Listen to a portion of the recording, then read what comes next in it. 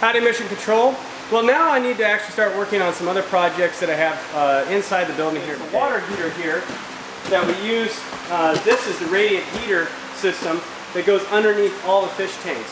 So every fish tank here has radiant heating in it, where we can use this hot water heater, heat all the water inside the tubing and pump it through to help keep the water warm in the wintertime.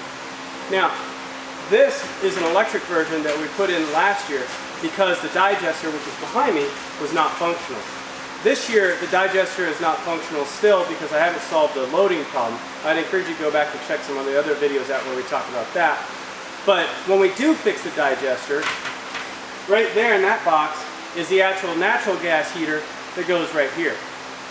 So you might be saying, well, aren't you going to need that radiant heating this year? And the answer is no. We put in the big heater for the building. The air is going to be much warmer in here, which means the water, as it's moved up into the grow beds, will stay right around 60 some odd degrees. Right now the water is about 57, 58 degrees Fahrenheit. As we keep this building warm throughout the winter, that water should stay the same temperature. It'll probably drop a little bit, but the rainbow trout we have, they'll love it if it goes down in the 40s or so. So we're going to take this, we're going to uninstall it, and we're going to go give Mrs. Martian some hot water. She doesn't know I'm doing this.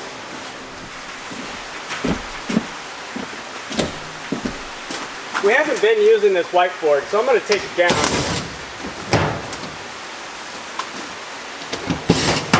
You can always put it back up.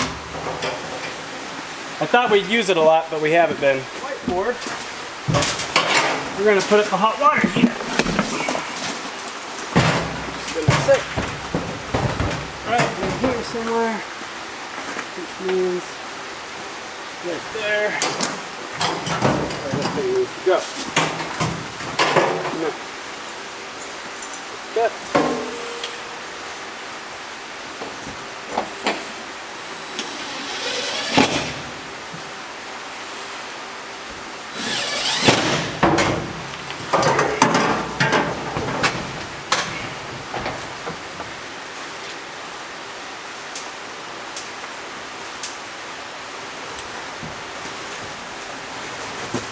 That'll work. The bad news is,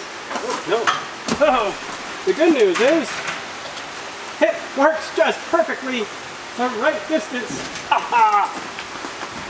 It's like I planned it. Here's the main supply line. I'm going to turn it off, and then I'm going to cut it, which will give me some water coming out. This looks different. I'm going to put a T in.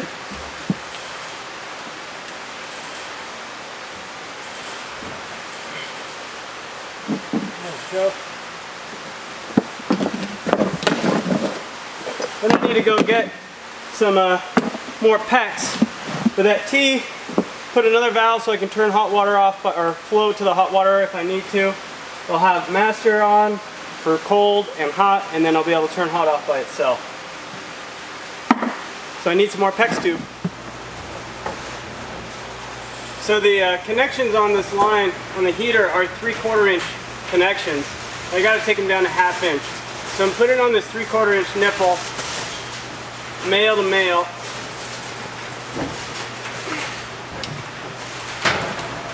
So I can adapt it down and use this item, which is my PEX 3/4 inch down to 1/2 inch.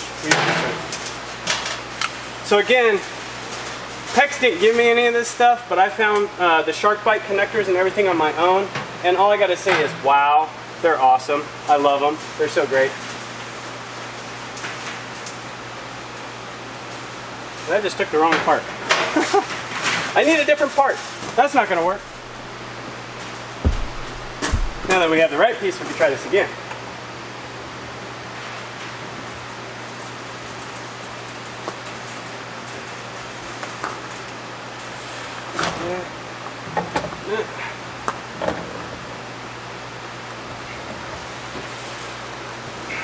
Go 3/4.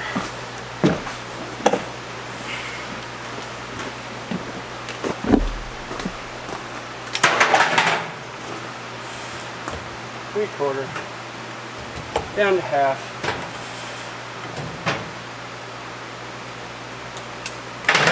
reduced. Oops. Oh, caught me.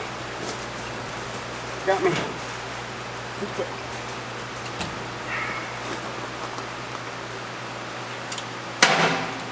No. After there. Alright. Down to half. There we go. I'm putting a one-way valve on the cold water in, just to make sure we get no backflow. Okay. So now there, and down, and then down, connected into the mains, will be set. So let's go get that extra PEX.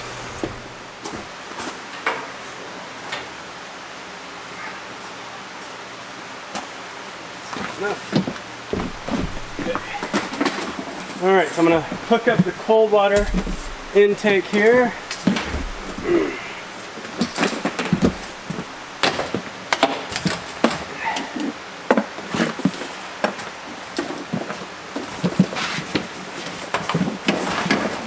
Put a union on the hot.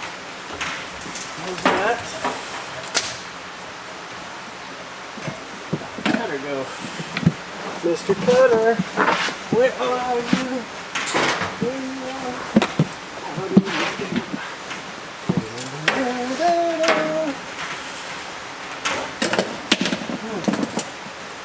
Wow. No direction. No directionality.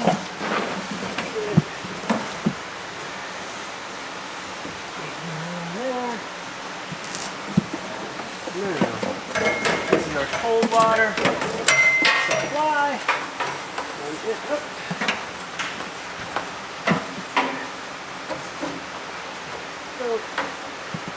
Supply.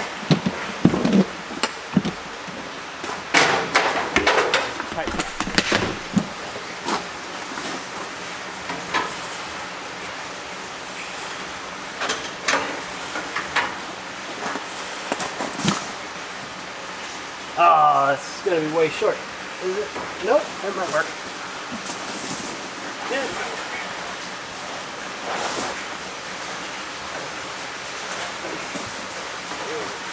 There. And voila! We have connected hot water. Alright, so I'm just going to put this little elbow on here so that if it does ever over pressurize with cold, it'll go right into the sink. If it over pressurizes with the hot, it goes right into the sink. I'm not going to get water on anything else. Very nice thing. So we've got it turned on right now. It's heating. Gave it a nice little wipe down there. Mrs. Martian doesn't know it's going to be here. Now she's going to come out here and she's going to see it. She's probably going to think it's ugly. But once she turns the hot water on and she's got hot water on her hands, I'm going to be Martian of the Year. So she's a great gal, and I hope that this little thing here really helps her out. I was talking about PEX earlier. You know, could you imagine all the PVC I would have had and would have been just cutting up, and I'd have to go buy all those parts all over again. So PEX is, the shark bite connectors are a little bit more expensive, but oh my goodness, they are so forgiving. So if you want to redo stuff like what we're doing here, where, you know, 1 year it's this way and next year we're going to change it and make it something different, shark bite is an investment that will pay dividends in the long run. Because you can just disconnect stuff, reconnect it, reuse it. You don't have new connectors you need to buy. Like if you get the PEX connectors where you have to crimp it, you know, you have to buy lots of new crimps. With the shark bite, yeah, more expensive, but oh my goodness, so worth it. So worth it. I don't have to go buy any of these valves or connectors or elbows or anything again. I have them. They're here. I just had to reuse them. So pretty cool. Well, that's it for this project. I'm going to move on to the next one, but I hope you enjoyed this video. If you did, be sure to give us a thumbs up and hit subscribe. You can also follow us on Facebook and Twitter. In the meantime, this is The Real Martian. Out.